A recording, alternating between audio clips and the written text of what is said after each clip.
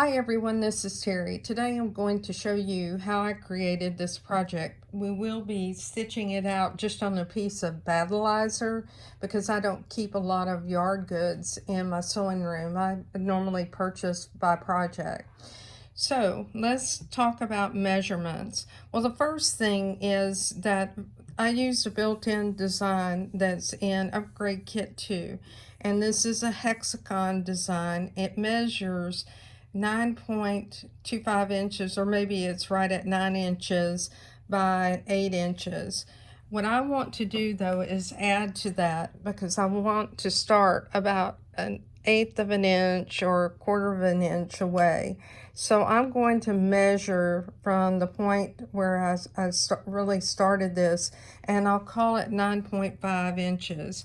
Normally what you would do is you would measure from this distance here, or this height, which was 9.22 inches. The other thing that I made as a design choice is the width that I have for the border. On the border itself, if I use a binding on the outside, I like to have a little bit of space between my binding and my design because I don't want my binding to crowd that design. So if I measure this, this is about 2.75 inches, and from this point to my binding, which would be like a seam, is 2.78 inches. So what I'm going to use is 2.75 inches, and then I'll use the measurement that I suggested earlier, which is roughly 9.5 inches. So 9.5 and 2.75 are my measurements. It's easy whenever you're working on a project like this to use a magnetic hoop. I use the Brother magnetic hoop, which works extremely well. With the Brother hoop, your embroiderable area is basically shifted over to this side. You need to be aware of that embroiderable area, not only on the measurements from the side, and you can see these magnets are hard to get off, but you also need to be aware of where it ends. There are nice measurements both inside the hoop and even on the outside of this hoop. There are 1 inch increments that show you what that area is. Then you can also use the arm or extension that goes into the machine to know where the center is. Don't worry too much about getting everything centered up. You really want to make sure it's on the horizontal and the vertical plane. So we'll just set this hoop aside and let's go to the machine. To begin, we'll go in embroidery, select category 1 if you're on the Luminaire, and category 15, which are the new designs in Upgrade Kit 2. Then you'll go to design number 48. Actually, it's 46. I apologize. 46. You'll choose set. Then you will go into embroidery. You'll make a decision if you're stitching out this entire design, if you want it in one color or not. I'm going to just stitch the last color stop.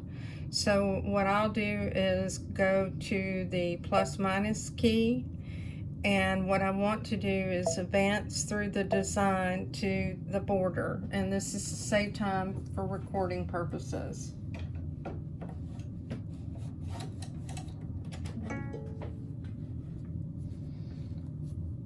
So you want to make sure that you don't have any fabric caught under your hoop.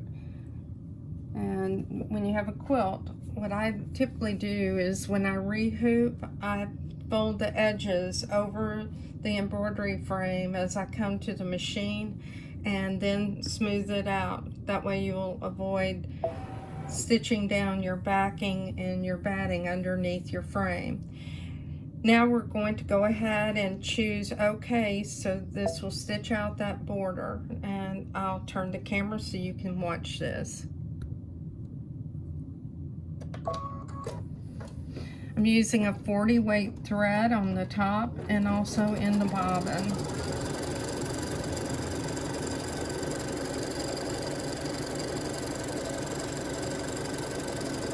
This is more or less like a bean stitch.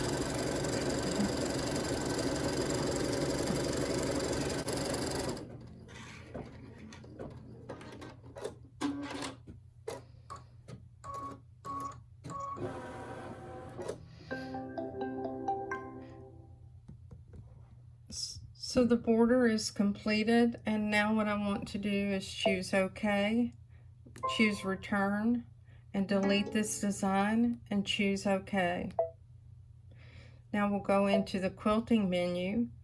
In the quilting menu, in Upgrade Kit 1, there were 5 designs that were added to the 10 designs that were built into the machine. In Upgrade Kit 2, there are additional 5 designs that are added that are rectangular or square type designs. Those can be used in the automated or semi-automated mode. In Category 2, you have multicolor designs. And then in Category 3, we have the hexagon designs. The hexagon designs, there are some that are geometric, some that have more or less points and loops at the end. Then you'll see a feather design. This is the design that I selected. And then there's another design that is loops. So I'll choose design number 4 and choose Set. Now this is where I'm going to use those measurements. My measurement was 9.25. I went back and measured it again off video, and what I need to have is 9.38 inches. So I'll choose 9.38 and I'll choose Set. I also need to select my size of hoop that I'm going to use, and I'm using a 9.5 by 9.5 hoop right now. I can go ahead and use that because that's one that comes with the machines. So I'll go ahead and leave it on the 9.5 by 9.5 and choose Set. You'll notice whenever you set the size of your hoop, it affects the width. So depending on whether you use a smaller hoop or not, you will find out that if you want to have the largest width, you're going to have to use a larger hoop. I need to have 2.75 inches for the width, and I'll choose Set.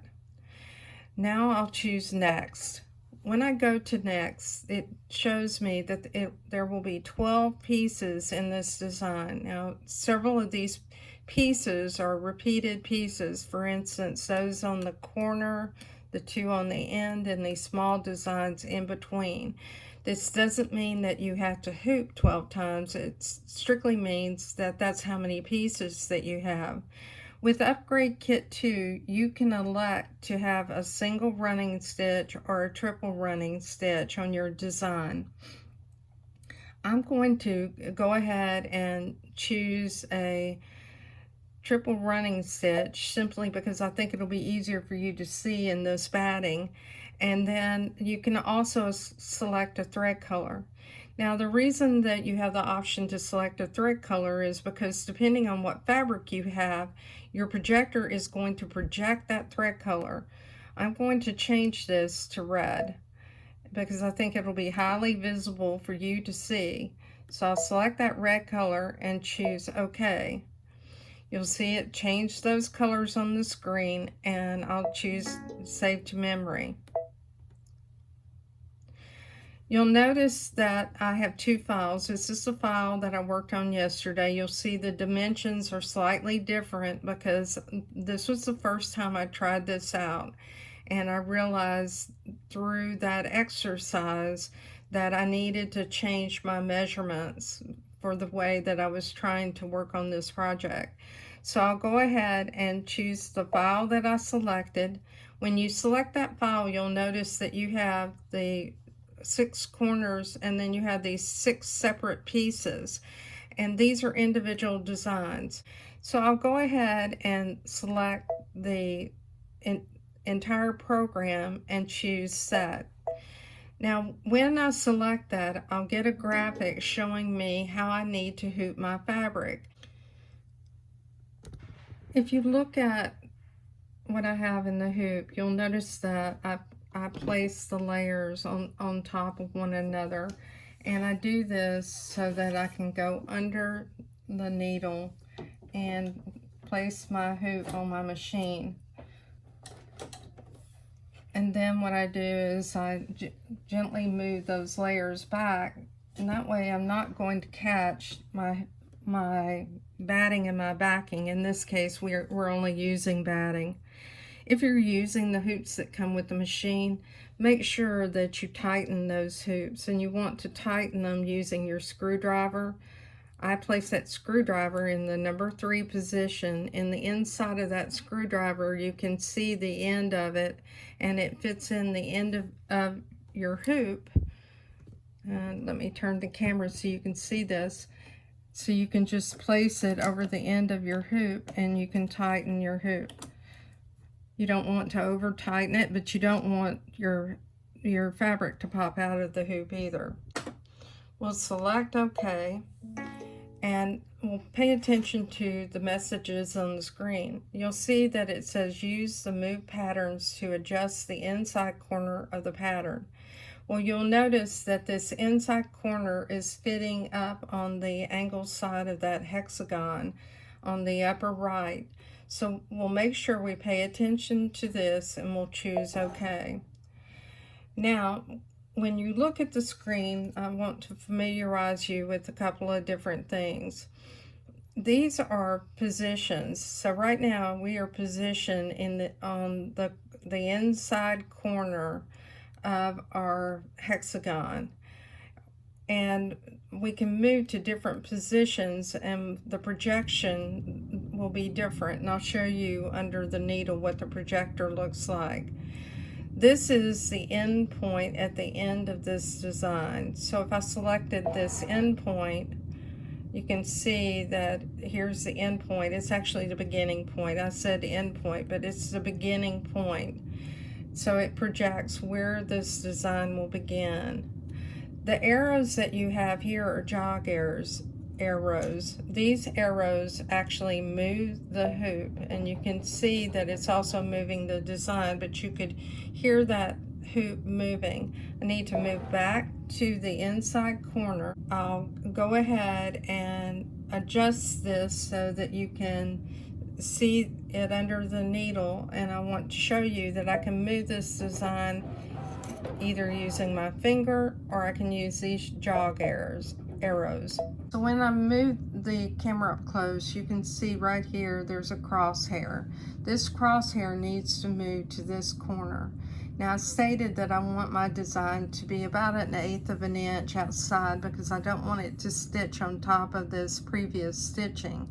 So what I'll do is I'll use my finger and move that design over to that corner. And I've gone too far, so now to do those micro adjustments, I'll use the arrow keys.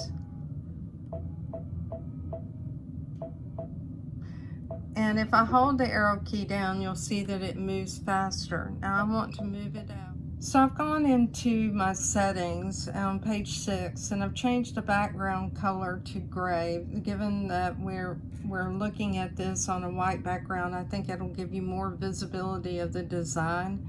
And right now, I think you'll be able to get a better image